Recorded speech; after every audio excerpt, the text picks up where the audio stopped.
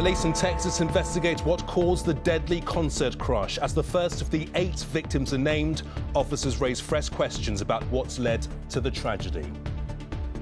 One of the narratives was that some individual was injecting other people with drugs. Also tonight, Labour brand the Prime Minister corrupt over the sleazer out to protect a senior Tory. Fresh calls for more people to get their COVID booster jab to avoid a crisis over Christmas. And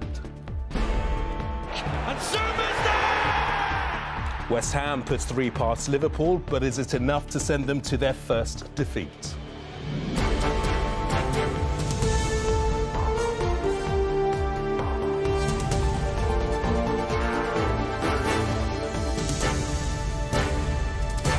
This is ITV News with Gamal Fahnbulleh.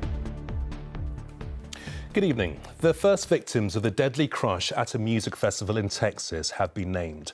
21-year-old Franco Patino was among 8 people who died at the event, organised by the American rap star Travis Scott. The youngest to die was just 14. Police in Houston are now investigating whether someone injecting the crowd with drugs at random caused the surge. A warning, Robert Moore's report contains images some may find disturbing.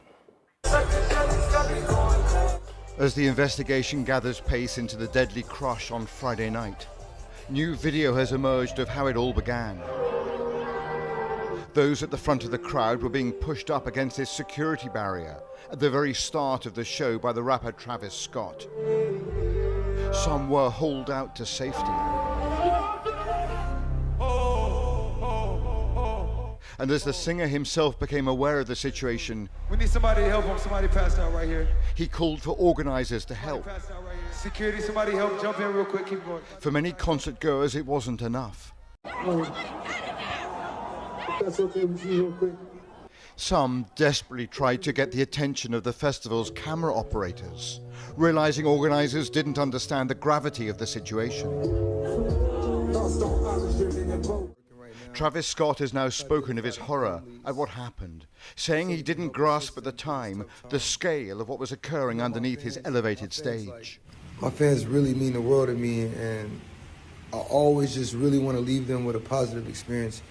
And anytime I can make out, anything that's going on, I stop the show and, help them get the help they need. Investigators are now looking at a bizarre new theory, that the chaos was triggered or compounded by someone injecting and incapacitating people in the crowd. We do have a report of a security officer, according to the medical staff that was out and treated him last night, that he was reaching over to restrain or grab a citizen, and he felt a prick in his neck.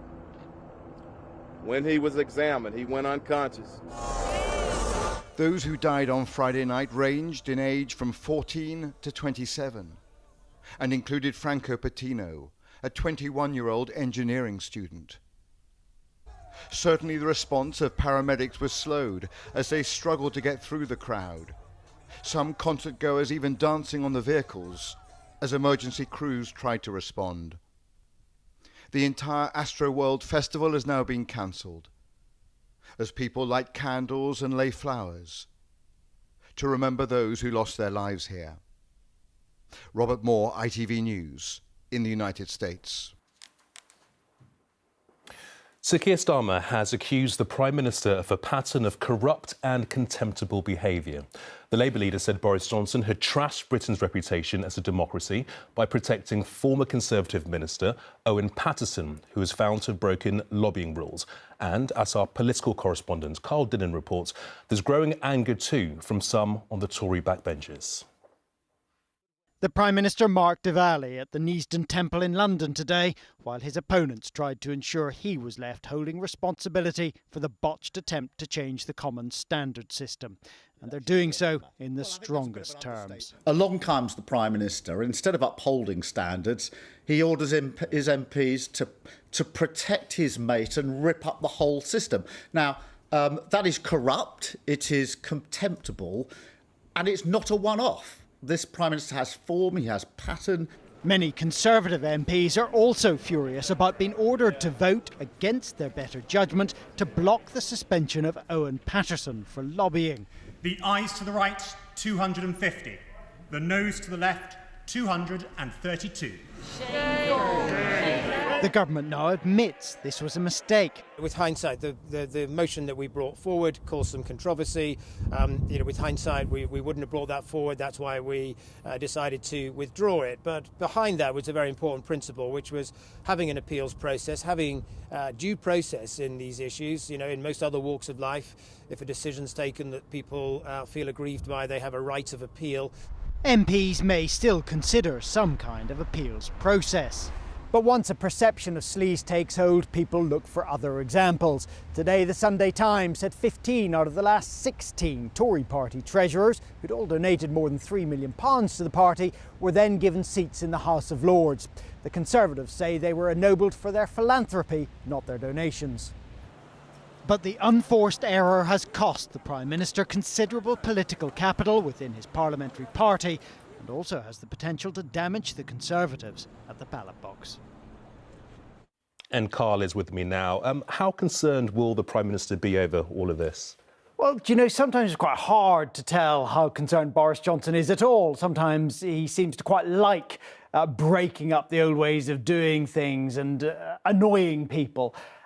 But I think some of the people that he's annoyed this time will concern him, because so many of them are on his own side. For a start, he's annoyed a lot of his own backbenchers. He made them do something they didn't want to do and then turned around and said, oh, we're not doing that anymore anyway. And he may also potentially have annoyed some of his more traditional supporters. And this isn't over either. There will be a debate in the House of Commons on all of this tomorrow. There are reports the House of Commons Speaker, Sir Lindsay Hoyle, is going to bring forward his own proposals after that for reforming the Commons Standards procedure. And there are also reports that the reason Boris Johnson wanted to try and box in this system in the way that he was doing was because they are going to look again, the Commissioner is going to look again at his furnishing of the Downing Street flat and how that was funded. So although the Prime Minister often gives the impression that he's not concerned, I think there are reasons why he might be tonight. OK, Carl, thank you. In other news today, and the Prime Minister has said officials and negotiators should pull together and drive for the line as the crucial COP26 climate change summit enters its final week in Glasgow. Boris Johnson said countries have got to be ready to make bold compromises and ambitious commitments. Ireland's foreign minister says he believes the UK government is preparing to suspend parts of the Northern Ireland Protocol. The agreement prevents the need for a hard border on the island of Ireland. Simon Coveney warned the EU would respond likewise with the Brexit trade deal. And UB40 musician Terence Wilson, who was better known as Astro, has died after a short illness. Astro was one of the founding members of the reggae pop band. He was 64. The Health Secretary has warned that COVID restrictions may have to be reimposed unless more people take up their third vaccine dose or booster jab. Today, the UK surpassed 10 million people having taken up the offer, but 40% of those eligible to receive one have yet to do so. Lewis Warner reports on Sajid Javid's warning. Closer, and with it, the worry. Will we be able to celebrate as normal? The Health Secretary says avoiding restrictions over the festive period depends on the elderly and vulnerable getting their booster jabs. I think anything that encourages people to go and get the vaccine is a very good thing. I can't understand anybody that doesn't want it. From tomorrow, this pharmacy in Edgware will be taking advanced bookings. Those in England will be able to secure a slot 5 months after their second dose, but will still have to wait 6 months before getting it. It seemed crazy that you had to wait for the full 6 months and then hang around for a couple of weeks thereafter before you can actually get it. If we could have it, book it earlier so that you know you've got it, then I suppose that would be better. When I went in, it wouldn't let me enter anything until exactly 6 months, and of course it's now later than 6 months. So far, more than 10 million people in the UK have received a top-up, but in England, around 30% of over 80s and 40% of over 50s still haven't. On average, we're delivering 200 vaccinations a day. We have the capacity at this pharmacy to do 300, and I think that is where people who are over 5 months should have the ability to walk in. While 2 doses does give a high level of protection, immunity starts to wane over time, and there's fears even the slightest drop in protection could put extra pressure on the NHS this winter. Infection data seems to show cases are levelling off, with warm words coming from scientific advisors. We're all beginning to be cautiously optimistic. At least it's not, going up and up. Whereas if you'd asked me that question 2 or 3 weeks ago, I'd have been expressing that anxiety that we were seeing a kind of doubling time around every 5 weeks, and things have at least plateaued. This time last year, a lockdown was supposed to be Santa's saviour. But this year we're told it's the booster jab that's the route to the best present many could wish for. Lewis Warner, ITV News.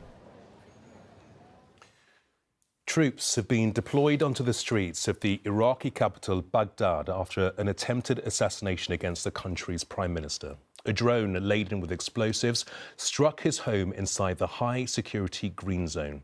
He escaped unhurt, but several of his bodyguards were injured. Ellie Pitt has this report. This is what a drone packed with explosives can do. 7 security guards were injured after the device was flown into the most protected area of Baghdad. But the attack's target, Prime Minister Mustafa al-Kadhimi, survived, and just hours later he addressed the nation. My residence was targeted by a cowardly attack, but thank God I am in good health. Rocket and drone attacks don't build homelands and don't build a future, he said.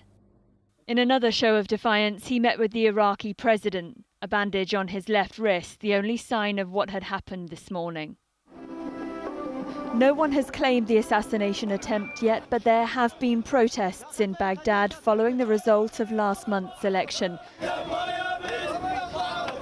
when pro-Iranian groups lost much of their parliamentary power.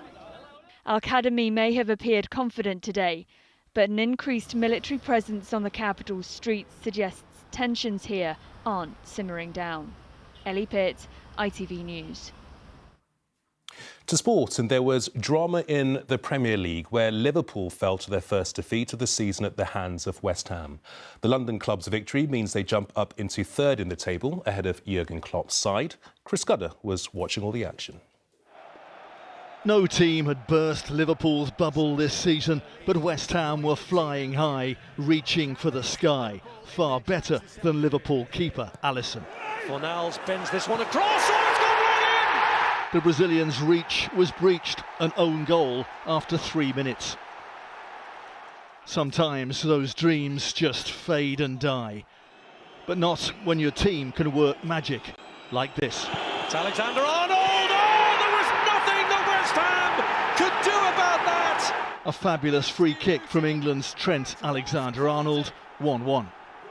Great burst this from... But Liverpool were creaking at the back and the hammers made them pay. 2-1 and West Ham retake the lead! Liverpool's 7-month unbeaten run looked to be over with a third goal from Zuma. The former champions pulled one back late on through substitute Origi, but it wasn't enough. A famous win for West Ham, who are flying so high they're now in the top 3.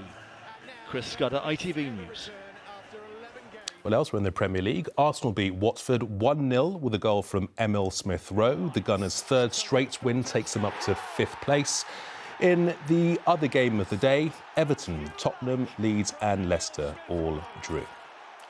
Aston Villa have sacked their manager Dean Smith after 5 successive defeats. He's the 5th Premier League manager to lose his job this season. The club are just 2 points above the relegation zone.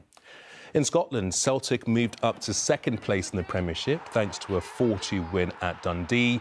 The leaders Rangers beats the bottom club Ross County, also 4-2.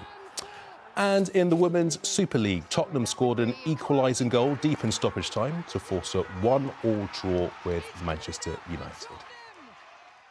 Goals galore. And that's it. I'm back with the late news at 10:05. Until then, many thanks indeed for watching and have a great evening. Goodbye for now.